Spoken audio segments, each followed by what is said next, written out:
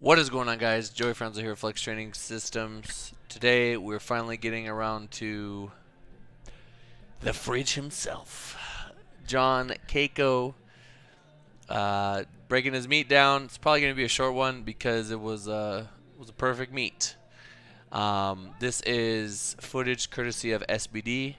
Thank you, SBD, for this footage. I'm just going to kind of let the meat roll. If I'm not done talking and it's still going, I'm going to roll it back. If I need to pull anything up, I will. But I'm just going to kind of talk about a couple things. Then I think I'll go back to the beginning and just go through each lift with you guys. So, yeah, John ended up winning nationals. Couple things, interesting facts. He was nominated 12th, I believe, in 2017. He ended up getting 4th that meet, so I was very proud of that. He had I believe, a rough Arnold right after that meet. We had some issues with depth and some inconsistencies on bench. I remember he ended up having a pretty decent deadlift, and we kind of used that as a learning experience moving forward to just really hammer depth, clean up his bench. His starting numbers with me were 578, 429, and 683. He ended with 666, 509, and 738 at this meet. The next closest lifter was 23 kilos away. Yeah, two and a half years ago, less than 2.5 years ago. Very, very, very solid progress. John is someone that takes training very seriously. He communicates with me all the time. His communication is excellent. I mean, we play fucking video games together, so it's like I'm very, very in touch with him. So I know kind of like what's going on with him, what's going on outside of the gym. So it kind of helps me just prescribe training and just really monitor his fatigue and know when to add more, where to add more, and things like that. Um, let me see. Is there anything else? I think that's that. So now I'm gonna roll it back. I'm gonna roll back to the beginning and just kind of go through his lifts. This SPD footage is very high quality. It's just they're really focusing on him, so I can't really see the weight too much. I believe this was somewhere around 620-ish, 620-ish opener, or 611, and I think we went to 639 or 645. I'm not too sure. Somewhere in there, it's one of the two. And then I believe we ended up with 666. Like I said, his squat depth was an issue back in the day, and just ever since that one experience, we just were like, what, fuck it, we're not gonna let this happen again. And he did a great job of just making sure that his depth is undeniable. I mean, his chest is literally touching his knees. I don't think he can go much lower than that. But yeah, John works really hard. He doesn't complain. He communicates. He's on top of his nutrition. He gets his sleep in. Um, like he does all the things outside of the gym that just make my job a lot easier. He also is very good at managing stress. He's very good at, just kind of controlling those variables that make such a big difference for people. I'm always talking about like there's a lot of people that can write good training out there. I believe a decent amount, right?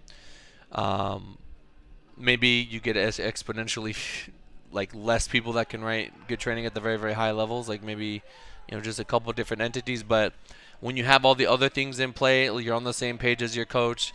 You guys, there's a level of trust with John that um, I try to get with every lifter. He just trusts everything that I give him. He just trusts me. He'll never be like, "Whoa, I don't want to do this or anything." He just does what I tell him, and it really allows me to do my thing and be like coach at 100% capacity. He can be the lifter 100% capacity, and we get shit done. Um, it's fucking crazy to me that he's put damn near 100 pounds on his bench. Um, I remember when I saw him hit this, when I saw his bench set up, when I saw him come out, it was his second attempt. I remember looking at his second attempt and thinking to myself, he's on today. He's on today. Everything is there. That was like the most beautiful execution I had seen from him. especially after what we went through the last competition. I don't know if you guys remember. There was a lot of like just like weirdness that went on with the bench. But he did it. He did his job, which makes putting on the unofficial. I don't know if it's an unofficial world record, but the American record bench. Like I just knew like it was our next number. After I saw this, I was like, oh, absolutely, we're going up. I think we jumped. This is what 496, so we went up like 13 pounds. So he smashed that. And John's setup is very solid. We train a lot of back. Just I think I pretty much have him doing some kind of like back accessory all the time, which helps with your setup on bench. I mean, for every lifter, I think you should be training back to some capacity, some sort of rowing, if your program allows for it. Um, it really helps with just keeping a stable shelf and being able to control the weight. So yeah, that's an American record right there.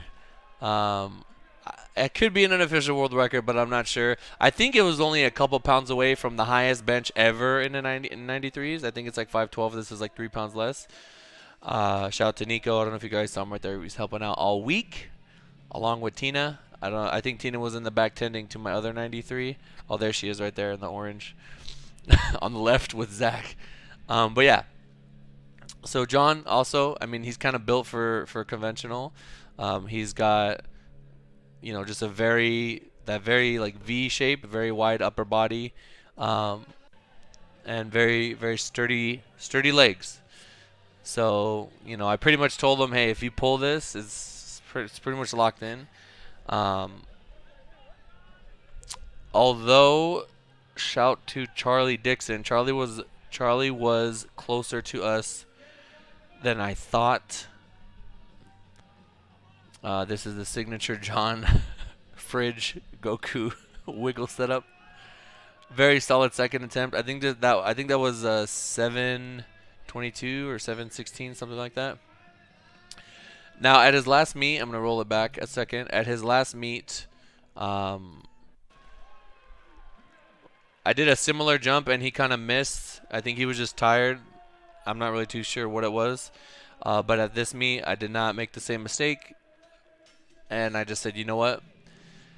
We don't need to send it. Let's just, kind of lock in a PR on deadlift. John recovers from deadlift very well. His back is ridiculously strong, so it's really just training the glutes, which is something that we already talked about. Fuck, there was something else I was going to say. I don't remember what it was. But, oh, yes, I remember now. So I didn't really look at the competition because I just saw, like, on, after each lift, we were just up by so much. We just kind of did our own thing. And this is the thing when you have someone that is just, like, they don't get hurt, they communicate, they take care of everything they're supposed to take care of outside the gym.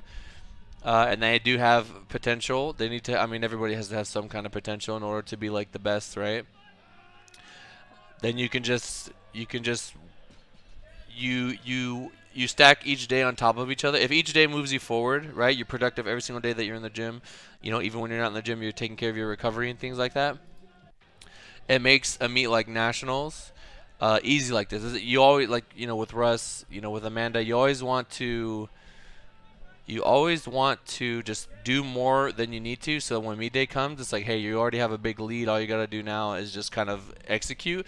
I truly believe that, like, yeah, there's some magic you can do on meet day to get shit done, like with Mikey sneaking from behind and things like that. But I really feel like you beat people outside the gym. You beat people in training if you can just have more. If you can have, there's 365 days in the year, and if you can just like move forward on more of those days than your opposition, if they're close by, you're gonna end up passing them, and it's just gonna make meet day a lot easier. And that's what happened here. So I didn't really pay attention to anybody else. I just kind of did our thing.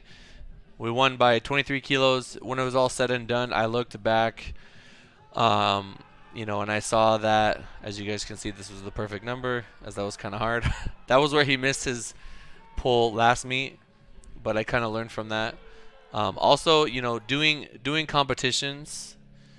Doing a competition in June, I think, really helped me just kind of refine everything for this meet. It was kind of like a tune-up meet to the fullest extent of that expression. It literally just helped us kind of refine things, like told me what I need to have him work on, um, and then just put it all together here, which we absolutely did. His weight cut was on point. He cuts like 10 pounds every meet. I think it was maybe a little bit less this meet. I think he's gotten as high as 220, but I am not sure. You guys can tune into his stream, League of Lifting, on Twitch. I will put in the description below and ask him those questions if you guys have any questions about anything that he does like that. Shit. What else? What else? What else? There's one more thing. But yeah. So even though we won by as much as we did, this is not a time to kind of relax. His opposition at the world level is very, very close. So we just need to keep getting stronger. We just need to keep getting better and, bring this same level of consistency and just like execution at the hard. I think Nationals is harder than Worlds, honestly. You guys saw Russ get all his squats at Worlds and then come to Nationals, and it was rough. And I think a lot of people will tell you that Nationals is tough in terms of like just getting things done. But yeah, we just need to do this at Worlds now, and not only do we need to get stronger for Worlds, but I think Charlie is still developing into the 93s, and we just got to keep getting stronger because guys that work hard like that. I know Charlie's another super hard worker. Charlie's been going head up with my boys like for years, literally. In the 83s and now in the 93s, Charlie is always going to be a thing. So, we can't. This is no time to just kind of like celebrate and chill. We got to keep it going. Powerlifting is it is kind of like a marathon. You just got to keep. You can't slow down, or other people are going to pass you. And John, I know for sure John has not. There's no slow down in him. But yeah, once again, thank you SBD for putting this together for us. Makes my life a lot easier when I don't have to go rip it from the stream. Closing thoughts. Shit, let me get a hashtag. Fridge gains. Hashtag. Something with Goku, something with Dragon Ball, whatever you guys want, something that reminds you of John. Just throw it down in the comments below. He is going to Belarus, and the costs are very high. So if you guys want to help him get there, you can tune into his Twitch. There is a little gold donation thing that he has going on. You don't have to do anything. I'm just telling you guys that it exists. I know that I will be contributing for sure. We have a long trip ahead of us, and I'm very thankful for the relationship that I have with John, and that we can kind of be friends and bond on a level that is just beyond coach and lifter. He just gets it, and we relate on a lot of things, and I'm just thankful to have someone under me that works so hard, that just wants to be better, that doesn't complain, and he's just one of your favorite types of people to coach. So very great to see it all come together here. I hope you guys are able to take something away from this. Hold on, let me see my celebration. Hope you guys are able to take something away from this. And yeah, I will see you guys in the next one. Peace.